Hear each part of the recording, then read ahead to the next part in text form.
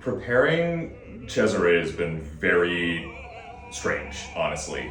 This role was originally written for a castrato and is not at all what basses usually do. There is this historical precedent that for, especially in like the 50s and before, kind of when this work got resurrected a few times, basses did do it, like Norman Tregel famously did it with Beverly Sills. Cesare Siepi did it with Tebaldi at La Scala in like 1949.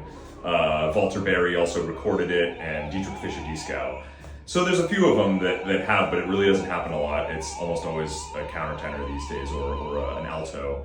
So it's very weird to take a bass voice and move it in that, in the repertoire.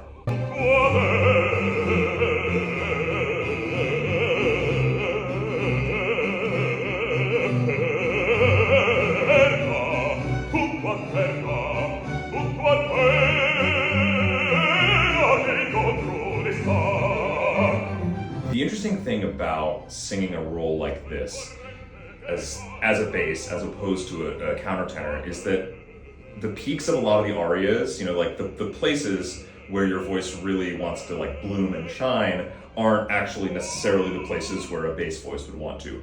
The role sits fairly low most of the time, but there's a couple of spots, notably like in the duet with Cleopatra, and in Quel Torrente, his last big bravura aria, where you're in C major and you kind of have to deal with, where I have to make a decision about, okay, an F is not high enough to make a big moment out of this, and how do I find that? So I've had to really like stretch my voice in a lot of ways to be able to do this.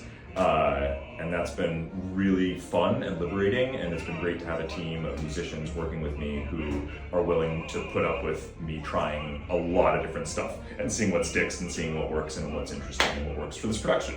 Personally, it's been really fun to learn how to move my voice the requisite way to do this. It's different even than Handel's other bass roles, which are, he writes just differently for different voices, as all good composers do. So that's been a big challenge to figure out how to make that work, and then also how to make this character feel like vibrant and alive in the way that it would feel in a treble, if a treble voice were singing it, but to still bring some of that here.